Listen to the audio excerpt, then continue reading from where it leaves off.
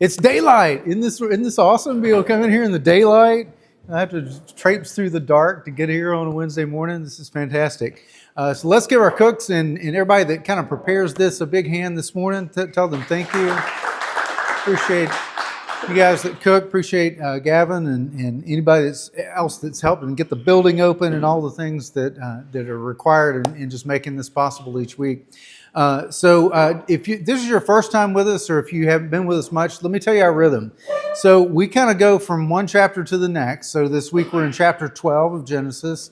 Next week we'll be in chapter 13. In Genesis, there's been a couple of times where we've doubled up and done a little bit more than one chapter. We've gone over into the next chapter at times, but as a general rule, that's kind of what we do. If you happen to miss and you want to hear the teaching, if you want the audio of this, go to Dr. Pepper and Friends on Spotify, Apple, or YouTube, or join our Facebook page, and I try to post that link each week. So if you miss and you want to hear it, then you can, or if you heard it and you want to hear it again, or if you want to share it with somebody, then you can do that. So this morning we are talking about moving. How many of you just love moving? All right, isn't that a lot of fun when you move? Sometimes moving can be painful. I really thought I would be one of those guys that I'd probably move every 5 to 7 years. I thought I was going to be on church staff and be all over the place, but as it turns out, I haven't. I've had the privilege, but I haven't had to move many times. Probably my adult life, I've only moved twice, maybe 3 times. I'd have to go back and count it up. I think just twice. And that's good as a general rule as things go. But I was helping my parents move one time, and this is where moving can be painful. And they were moving from one house to another here in Jackson. And my mother had one of those big old Hammond organs. You remember those things? They were like in your Baptist church that somebody would play. I mean, those big mahogany 700 million pound organ. And I was helping my brother move this out of the moving truck and into the front door, where there was a wall that was just, I mean, there was a hallway that you came in, and then somehow you had to figure out how to move that thing around. And we were holding this, and my brother didn't see that the wall was coming up, and it pushed me into this wall, and my head was pinned up against this Hammond organ. And I'm said, man, we got to drop this. And like, we can't drop it. I'm like, my head's going to explode. And he pulled up a little dolly up underneath it, and I finally dumped it, and we were able to navigate it in. But sometimes moving can be painful. We're with a family now who is on the move, and I can't imagine that it wasn't somewhat painful. So we're going to talk about Abram and his family moving today. There's a little more to it than that. Let me give you the question that I want us to think about this morning, and this is another part of our rhythm. I throw out this question, and at the end of our time of teaching, you'll have some time around the table to talk about the answer to this question with your guys there at the table. So the question is this, okay? Where is God asking you to go, to step out, or to trust without full clarity? Now, if you want to tell a story about a time this has happened in the past, maybe you're in the middle of that right now, or maybe you see that coming. But the question is, when has been a time, or where is God asking you to go, or to step out, or to let go, or to trust without full clarity? It may be to direct people in the parking lot on Sunday mornings, right? Amen. I thought I got that, right? But for those of you, and this is kind of another half of the question, but for those of you that remember these moments, okay, of times that God asked you to go and you didn't have all the details. God didn't send you that email, okay? You didn't get the facts from Him. You just stepped out on faith and you went. What kind of altar did you build, or have you built, or might you need to build to remember His faithfulness and what He did as a result of that? So this is kind of the theme of what we're going to talk about in Genesis 12. So Genesis 12, in many ways, kind of marks the hinge of the entire Bible, because for the first 11 chapters, we've had this primeval history, and we've had this 40,000-foot view the creation of the world and some of the rebellion of the first few people and just just kind of a zoomed out view. But now it's zoomed in from Babel and humanity to just one man's obedience, and this is Abram. And in starting here, we see how the first 11 chapters, people rebelled and scattered away from God. But now we see that through one man, God begins to gather them back through a covenant relationship that's going to kind of set the tone, certainly for the rest of Genesis, but really even for the rest of the Bible. And we're going to see even today a little bit about how some of that gets linked together. So this call of Abram that we have here is kind of a turning point that launches God's rescue plan for all the nations that we're going to begin to see here. So question, I can't remember if I said this last night. It was in my notes or yesterday. I can't remember if I said this last week. There we go. Or if I just thought it.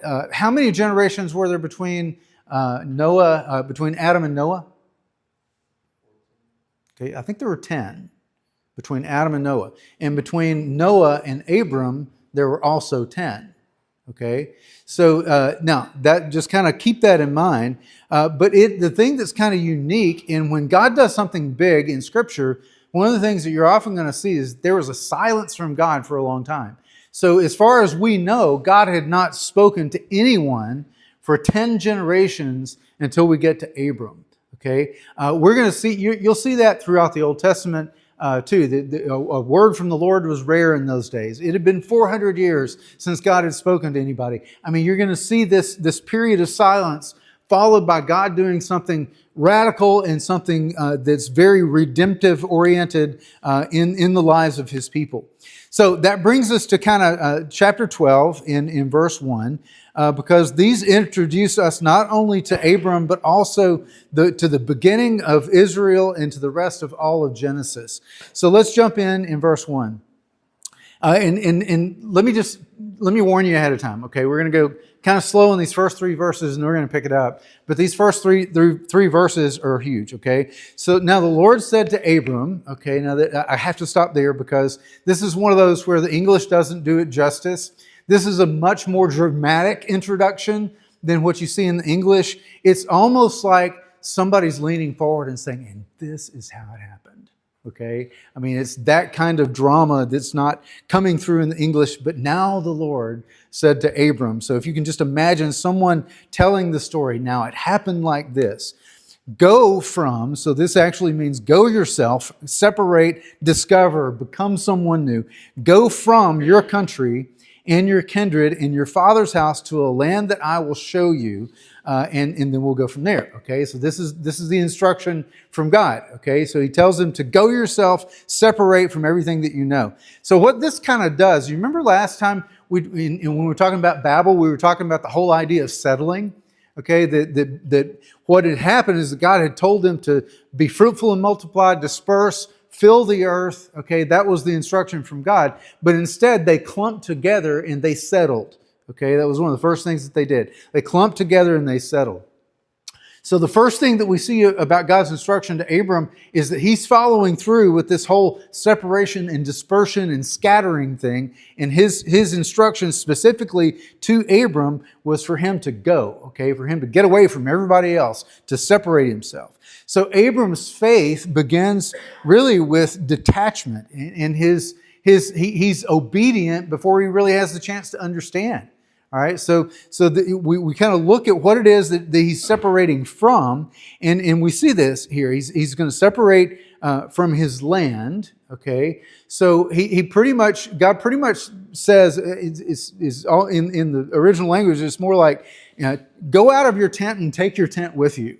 Okay, that's kind of the instruction that God gives. So He's separating from the land that he knows, everything that he understood and thought was like normal, what he'd gotten used to. He's asking him to separate from that. Years ago, back when I was young, I had this idea that I was going to move out to the Pacific Northwest. I thought that was God's calling for me. I thought maybe I was going to, go out there and be part of a church start or something like that. And I'd studied up on that. I'd never been out there, right? But I just hadn't. But at some point, the Lord kind of took me in a different direction. And a decade or two later, I had the chance to visit out at the Pacific Northwest. Now, is anybody from the Pacific Northwest?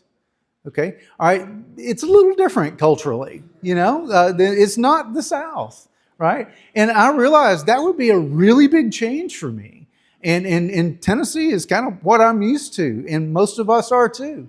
We get used to not just the land and the terrain, but the people and the customs and the culture and all of the things that would go along with that. But this was God's instruction for Abram. I'm not even going to tell you where you're going to go yet. I mean, you're not even going to, you don't even have a GPS or a road map. You just need to walk out of your tent and take your tent with you. So leave your land, but it wasn't just his land that he was leaving. It says also that he's going to leave his family, all right? So all of the comforts of a support system, all of the relationships that Abram had, and he had some people that went with him, okay? But this was a part of what Abram was called to separate from. And then the other part is that he was called to leave the protection both materially and financially and physically. And that would be important to, like, when you look at leaving your family and leaving your father, okay? This is the other thing that he was separating from, because there was a built-in sense of protection, because these were kind of warrior tribes, okay? This wasn't like, I'm going to leave my dad, so we'll FaceTime, pretty often, and we'll stay in touch. I mean, it was kind of leaving forever, and then putting yourself in a situation where you were exposed as a very small group of people. It sounded like only just a handful of people were going with him, and he was separating himself from the clan and from the tribe that he had been with. And when he gets out there, he's exposed to potential enemies, or probably even predators, or I don't know if there are T-Rexes running around. Who knows? He was exposed. There's power in safety in numbers, and he knew that. But this was a part of the calling, right? So he is told where he's going. He says, "You're going to go to the land that I will show you." What was that land? Yeah, so it was Canaan, all right? So I don't know if you've ever noticed this or not. Have you ever noticed that it's kind of hard to receive what God wants to give you when you've got full hands?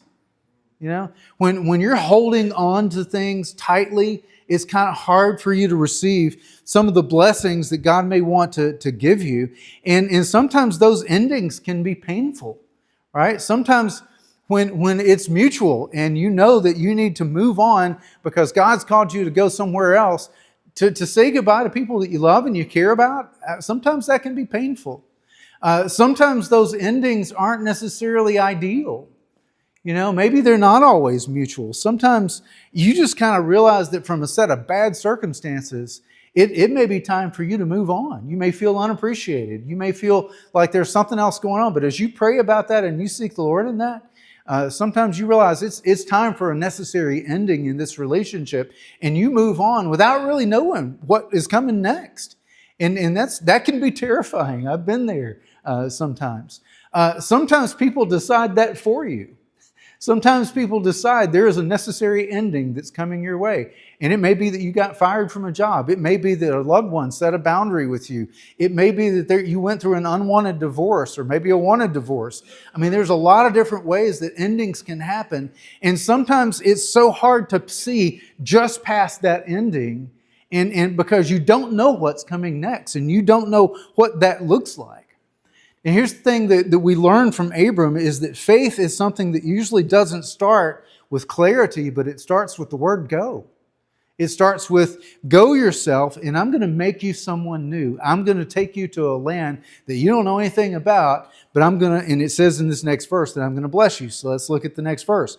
I think it's about 5 or 6 times we see the word bless in these next 2 verses.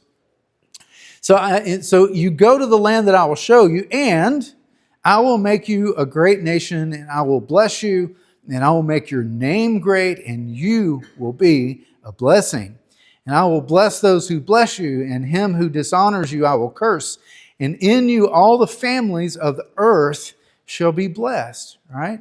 So this is kind of a divine reversal of Babel. They've been trying to make their own name great, but God promises to make Abram's name great. Abram becomes this channel of grace that God is going to use to bless every family on the face of the earth in some kind of way. It's what this promise is. This is a part of the Abrahamic covenant, so his purpose to bless all families, it kind of begins to channel through this one person. And we're kind of already aware, because the storyteller is just setting us up for this. There's irony in this, okay? Because we know that Abram is already 75 years old when he moves. But the other thing that we already know is that his wife Sarah is barren. So this was told to us at the end of chapter 11. And as the reader engaging this, the thing that we're thinking is, okay, how's he going to pull this off? How's this going to work? And I'm sure Abram's thinking, he doesn't know yet, but he's probably thinking the same thing when he hears this. All the families are going to be blessed, through you. And he's like, but we can't have kids, right? So this is the promise. So he just as he gives him kind of three things to separate from, he gives him three promises. He says, I'm going to take you to a land. He called him to leave a land, but he says, I'm going to take you to a land. And where he had been was kind of in Chaldea and in Ur. And then he only went halfway to the promise. So he went to Haran, and that was where they settled. But this was in the desert, okay? And I'm going to take you to a land that is flowing with milk and honey. And Abram doesn't even know this yet. He doesn't know it's a land that's flowing with milk and honey. But even in this chapter, we're going to see a change of the terrain as he moves toward and into Canaan. The other promise is there's going to be this miraculous multiplication. All right, so obviously they're barren, but he says that there's going to be descendants that are numerous. So there's this numerous, or a great nation. Part of that greatness means a lot of numbers, okay? So that's a part of the promise. And he says he's going to make him to have a great name. So it's just kind of the opposite of Babel that we see here.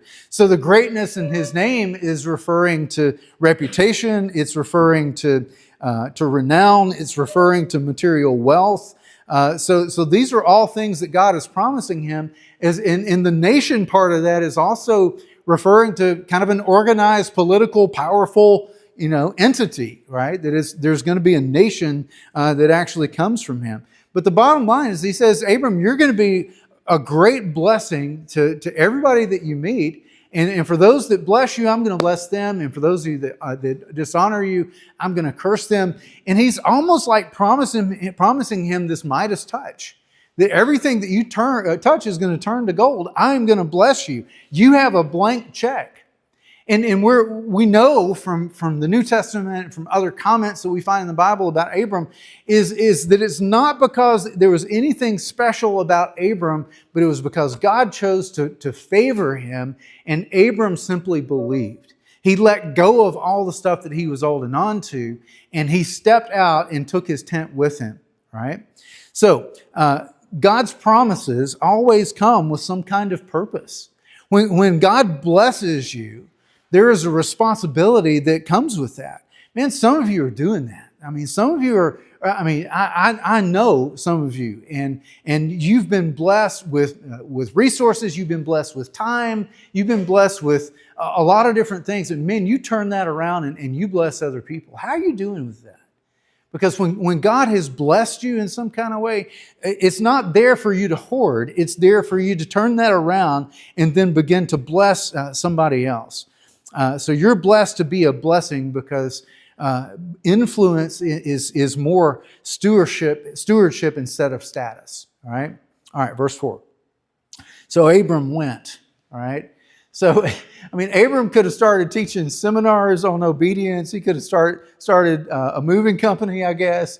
But he went, okay, as the Lord told him. And Lot went with him. Abram was 75 years old when he departed from Haran. And Abram took Sarai, his wife, and Lot, his brother's son, and all their possessions that they had gathered, and the people they had acquired in Haran, and they set out to go to the land of Canaan. So there's this entourage that leaves Haran. And I think the thing to see about his obedience is that it was immediate, but it wasn't impulsive, right? I don't know how long he took to think it through, or what was so compelling and convincing for him. But he took action. I mean, he put that in movement, right? So he's 75 years old. And even back then, remember when we were looking at the genealogies, the lifespans were shortening. So 75 years old then compared to now, probably would still have been fairly young, but still past childbearing age. And Abram is clear as we read on about Abram, he was clear that he was past childbearing age because he thought it was hilarious that he would be told that they would have a child at this age. So there's some aging that certainly he'd already experienced. But I think the thing that's just kind of proof in that is there's no expiration date on faith, right? Now, you look around in here, you got, for those of you who still have hair, there's a lot more gray hair than there is young blonde and brown hair, okay? So this ought to be a challenge to all of us that I mean, there's no expiration date on faith. So maybe up until now, there's been this tendency to cluster with all of the things that feel safe, but maybe God's calling you to more. Maybe God is calling you at this stage of your life, no matter what that may be, to do something that may seem ridiculous. It may seem outlandish. It may seem like something that you're not really equipped for. Well, maybe take that to the Lord and really pray about that. Maybe that is the voice of God. There's no expiration date on faith. So faith is something that it seems implied by just kind of settling to go out there when they arrived, but then they arrived at Canaan. We're going to get that in just a second. So faith is this active trust. It's motion in the direction of things that we're not so sure about. I heard somebody say this about faith one time, and that's coming to the edge where the light meets the darkness and taking one more step. That's kind of a good idea and a picture of what faith can be like. And sometimes God calls us even when we may not be qualified, but we're just willing to go. We're just willing to move. All right, verse 6.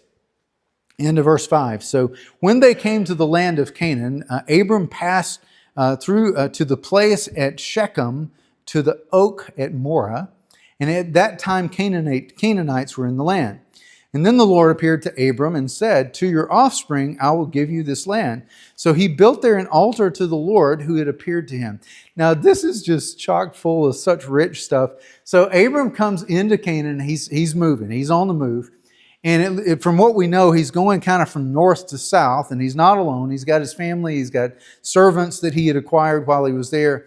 And then he comes to this place called Shechem, okay? And the word Shechem means shoulder or ridge. It's kind of this natural place that's really high up. It probably had a commanding view. And we see, if you look into Joshua 24, Joshua goes back to Shechem, and there's this covenant renewal that takes place. So we see this come up again in Scripture, but this is the first time that we see it. But what's the other thing that we see about this spot? Okay, we know it's called Shechem, but what else is there? What? There's an oak tree. Okay, so were there oak trees in the desert? Probably not. Probably not a lot of oak trees in the desert. So he comes to this high place, and it sounds like the ground and the terrain is a lot more fertile, and he comes to this oak tree, this greener terrain that's there. But there's something special about this tree, and I don't want to blow past this. Let me just ask you this: how many of you have a favorite tree? Anybody have a favorite tree? What's your favorite tree? Just oak tree in the back? I mean, that one particular oak tree, or okay, yeah, okay. Okay, yeah, good. Yeah, I work a lot with couples, and this is good free marriage counseling for you here, okay? So the Gottman, Gottman card deck. It's an app for your phone, okay? And I encourage a lot of couples to get this because there's all kinds of, they're virtual decks of cards that are chock full of questions that you can ask each other just for conversation starters and to go deeper into some conversation. And this particular question is my favorite one, okay? There are questions like, what's your routine for going to bed? What's your routine for waking up? What's your partner's favorite color? I mean, all kinds of things. And yes, there's sex questions on there too, just in case you were wondering, but I didn't write them. That's my disclaimer, okay? They used to have sex questions for women and sex questions for men, but they were all the same questions, so they just put them into one. But one of my favorite question is, what is your partner's favorite tree? right? And usually when that one comes up and I'm kind of introducing this, they're all looking at me like, who has a favorite tree? And then some of them just kind of hem-haw around about it. Well, yeah, I guess a white oak, pin oak. Yeah, pin oak. I hate magnolia trees. I mean, they'll say things like that. I guess it's a Spanish whatever, Japanese maple tree. And then inevitably somebody's going to say, well, a Christmas tree, of course, right? This is kind of how you think about it. But then there's going to be that one tree that's in the backyard. For me, it's a beech tree that's down on the property where I grew up, below the levee of the lake that I grew up in, and there's a pasture that it overlooks. I literally have a deer stand in that tree right now down in Chester County, Tony. And it's a beech tree. I don't care anything about beech trees, but my brother and I carved our names in it when we were kids, and I've got my deer stand in it now, and it just overlooks everything that I can remember about my childhood that was good, right? So there's something representative about that. This particular tree, if you do a little digging, the thing that you'll find is that this was the tree of the oracle, okay? So this is the tree of the oracle. So in this particular tree, there were oracles or mediums or soothsayers that would hang out under this tree. And people, I don't know if they saw them on YouTube or what, but they would find them and they would come and they would sit and have some kind of divination reading to tell their future and that kind of thing. This is that tree, the tree of Morah. All right. Now we don't know for sure if Abram had a reading or he didn't, if that was why he was there, if he was just passing through. But you notice the very next line says this. It says, there were Canaanites in the land. Did you notice that? Right after that, right after the tree of Morah, and for those that might know the history, they would know what that was. The writer clarifies, but there were Canaanites in the land, indicating that maybe this was a part of their religious custom and their religious practice. And then what comes next? Then God appeared to Abram. Okay, God appeared to Abram. So you come to this secular religious tree, and then we find out maybe this is a part of the custom of the land that's there around them and the people that were in the land. So we were reminded that there are Canaanites in the land. But then just right after that, we have this, and are you ready for this big college word here? Okay, we have a theophany. Okay, who knows what a theophany is? A theophany is just any time God actually appears in Scripture, okay? So he appears to Abram in this moment, okay? Did he appear to Noah? I don't think so. He spoke to Noah, but it doesn't tell us that he appeared to Noah. He appears, this is a theophany, he appears to Abram in this moment. And he doesn't appear to somebody powerful, but he appears to somebody that's just a sojourner, just somebody that's moving through the land. And his promise, again, which seems really radical, is I'm going to give you offspring that's going to fill the land. Okay? This land is going to be yours, and your children are going to occupy it. And the thing that I think is interesting here, and we don't have all that was maybe happening in that moment, we see a reaction from Abram later on when he's told that they're going to have a son. Okay, and I don't know if Abram is thinking there's more ways to skin a cat or exactly what, but Abram doesn't react to this, but instead, what does he do? He builds an altar, right? When God tells him this is going to be your land and your children are going to occupy all of this land, the first thing that Abram does is that he builds an altar. And as far as we know, from what we're reading here, this is only the second time we see worship taking place. When was the first? It was after Noah had gotten off the ark and God spoke to him and he told Noah to be fruitful and multiply and fill the earth. And Noah builds an altar in that moment. And then here we have almost the same kind of directive where Abram has entered into the land that he was told to go to. And what he's told in this moment is that you're going to have offspring that's going to fill this land. I'm going to give you this land. And his response is that he builds this altar.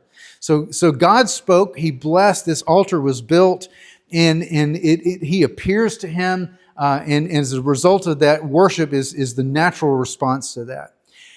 Now, here's a question for you, just kind of application kind of question. How do you go about remembering what God has done in you, right? Just think about that for a second. Maybe give that some thought throughout the day. Talk to your wife or talk to a friend sometime today about that. How do you go about remembering some of the things that God has done to you? What are some altars that may be some kind of practical expression of gratitude or markers of shift in direction as a result of God speaking to you? If you came into my office, you'd find at least 4 altars in my office, or objects that represent altars. One is over in the corner, and sometimes people will ask me about this. Over in the corner, you'll find a little pair of crutches, little wooden crutches. And I won't get into the long story about that, but my dad made those for me when I was like 5 years old, right? He was a football coach, and his side hustle was woodworking. But he made those for me, and that was a long story behind it. But what that represents to me is just being brought out of a lot of pain of my childhood and the healing that has gone with it. God did that. But those crutches remind me of that. That's all an altar is. If you go into my office, you'll find this big Claiborne sword that's probably about yay big to the ground, and it's hanging on my wall. And it's a cool sword. It's like from Braveheart. It's the William Wallace replica sword. It's heavy and it's not sharp except on the end. But to me, my sons gave me that for, I can't remember if it was birthday or Father's Day one year.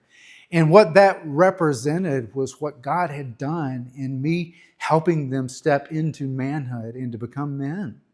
And that was something that God did, not me. But when I see that, I'm reminded of that, right?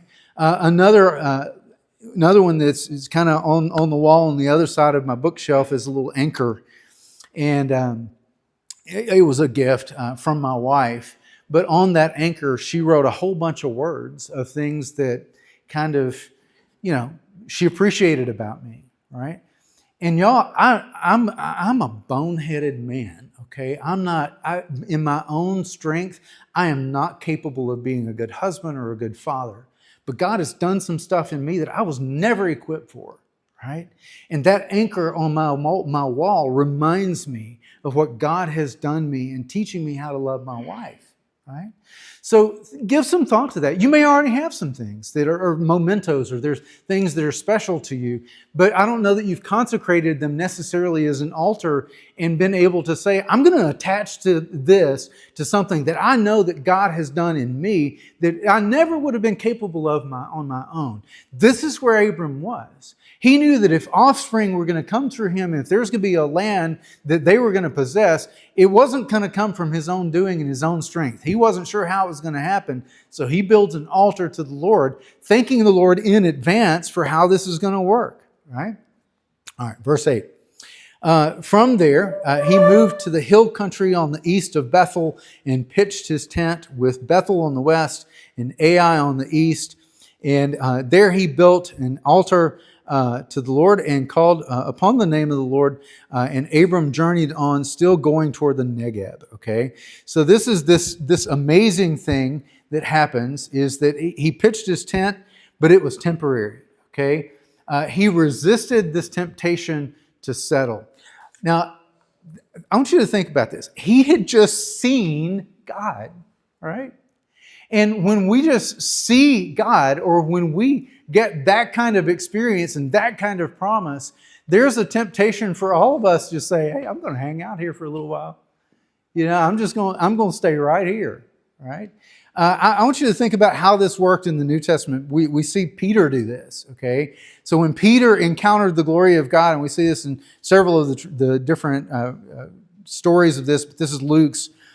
He says, and behold, 2 men were standing and talking with Jesus, Moses and Elijah, this is Transfiguration, who appeared in glory and spoke of his departure, which he was about to accomplish in Jerusalem. Now Peter and those who were with him, heavy with sleep, but when they came fully awake, they saw his glory and the 2 men who stood with him. And as the men were departing from him, Peter said to Jesus, Master, it's good that we're here. Let's just build a tent. Let's just stay here for a while. One for you, one for Moses, one for Elijah. And then Luke adds, not knowing what he said, right? So there's this temptation to do as as the people before him had done. When God had delivered them from the flood, they settled, right? When God told them to go, they went halfway and they settled. Abram kept his tent active, okay, in some ways. And he's still on the move. He's still moving in this process. And that's kind of the mark sometimes that we have of godliness, is a tent and an altar. I mean, when we get too comfortable and too settled, sometimes God just wants to move us. And when God does move us and He does things through us, then we find that it's time for worship. It's time for us to reflect that back to Him and to thank Him for that. So the thing that we learn in that is we hold our possessions loosely and we hold God tightly in this moving process. I don't know about you, okay, but as I get older, I begin to realize just how temporary this tent is, right? And it's getting tattered. There's some pegs missing. I'm starting to notice some wear and tear I've never noticed before. And man, I'm starting to see just how temporary this is. I may have said this to you before, I can't remember. But C.S. Lewis is one of my favorite C.S. Lewis quotes. He says that you're not a body with a soul. You are a soul. You have a body, right? Your body is your tent. Your body is something that's temporary. It's not going to be something that lasts forever, but your body is also an altar. You ever considered that? That's what Paul thought of it. This is what Paul says in Romans 12. He says, I appeal to you, brothers, by the mercies of God, to present your bodies, your tents, as a living sacrifice, holy and acceptable to God, which is your spiritual worship. So what you do with this tent in this life is an act of worship. So whether that's teaching up here, or it's directing people in the parking lot, or it's serving somebody that's your neighbor just across the street, or it's walking across the room and talking to somebody about Jesus, your tent's doing that, okay? It's doing that out of obedience. It's taking action and not just thinking about it and talking about it, all right? Okay, verse 10 through 20, we kind of get to, the story kind of shifts. All right, so beginning in verse 10, it says, and this is a similar startup to the first verse in chapter 12. So it's this dramatic start now. Now here's how it happened again. Okay, so now there was a famine in the land. So Abram went down to Egypt to sojourn there, for the famine was severe in the land. And when he was about to enter, he said to Sarai, his wife, I know that you're a beautiful woman in appearance. And when the Egyptians see you, they will say, this is my wife, and they will kill me, and they will let you live. Say you are my sister, and it will go well with me because of you, and that my life may be spared for your sake. When Abram entered Egypt, and the Egyptians saw that the woman was very beautiful, and when the princes of Pharaoh saw her, they praised her to Pharaoh, and the woman was taken to Pharaoh's house.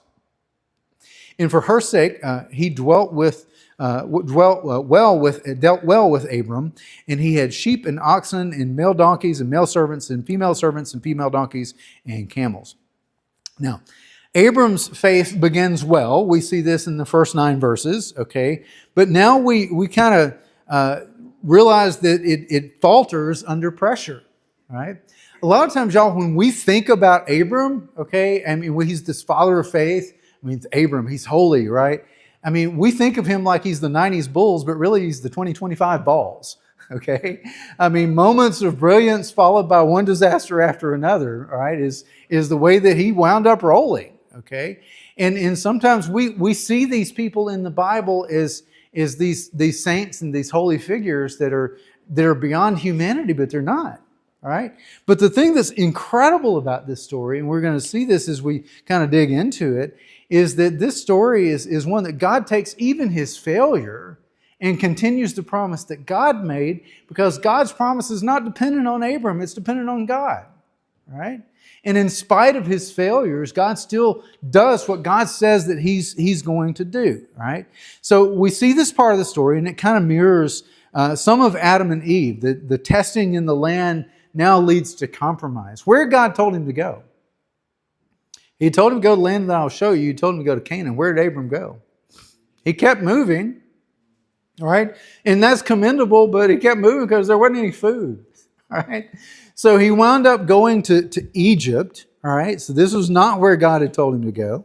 And it's a decision that Abram makes. And when you begin studying the whole of Scripture, the thing that you're going to see is that Israel often does this.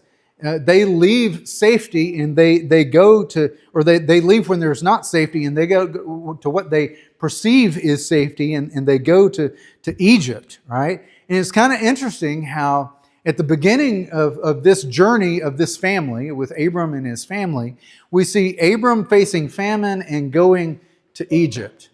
And at the end of Genesis, when we fast forward all the way to chapter 50, we see Abram's family facing famine and returning to Egypt. But there's a different ending to that story that we'll save for another time. So why is that a problem? I mean, that seems practical. It seems reasonable that if you can't find food, you go to where your cheese is. You go to find the food. That's what Abram seemed to be doing.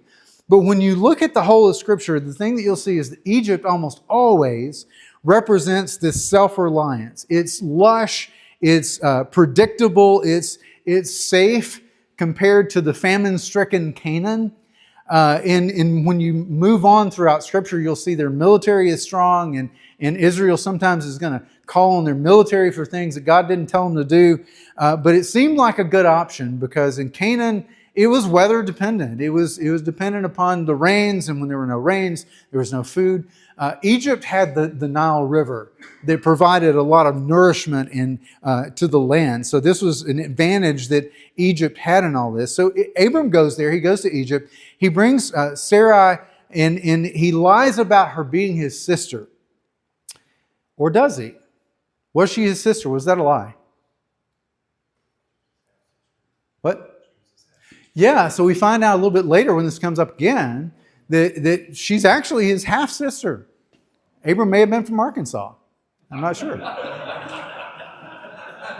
I couldn't resist that. I couldn't resist that. Yeah. So she's actually his half-sister, and I'm not going to try to understand all the dynamics of that, but they had the same father, but different mothers, or maybe I've got it backwards. I think they had the same father and different mothers. I think that's the case.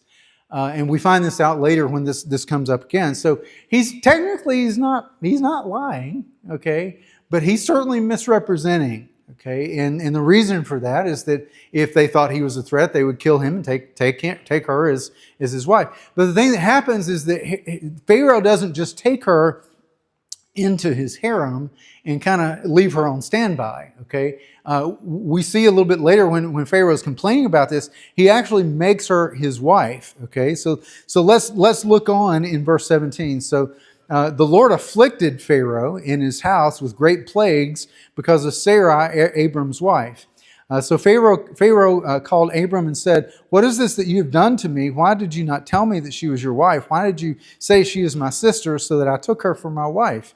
Now then, here is your wife. Take her and go."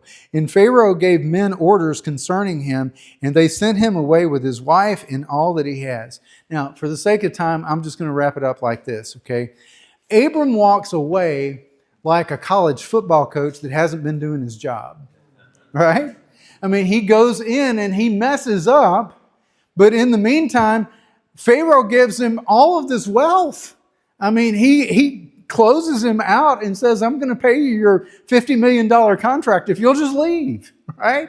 And so Abram winds up leaving, and just a couple of things for us to kind of notice about that, just kind of summarizing the lesson. I mean, faith means moving before you have all the details, all right? And we see one example of that in Abram, and there's nothing comfortable about the move that he makes. And there's nothing comfortable about sometimes stepping out in faith and being obedient to God when you don't have all the information. Because some of you, not me, of course, are control freaks, okay? And we want to know everything first, right? But faith means sometimes we don't have all those details. Secondly, blessing is stewardship and not status, okay? That when God blesses us, it's a vehicle, it's not a destination. But the third thing is failure doesn't cancel calling, okay? Just because Abram messed up, that doesn't cancel out the covenant that God gave to him. And God's grace is just sturdier than our mistakes, right? So when God calls us, He equips us, He provides us, and He doesn't cancel the calling just because we may have made some mistakes, right? He gave that calling to you, but it is His calling to give, right? Last thing is just this, live like a pilgrim, okay? Live like a pilgrim. You are a tent. Build altars, not empires, in the middle of all of that. So it brings us to our question. Where's God asking you to go, to step out, or to trust without full clarity? And this could have been something that happened in the past, maybe something now. It could be something that you see coming.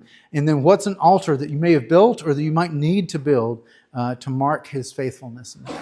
So talk about that among yourselves at your tables and pray for each other before you go. And I will see you next week.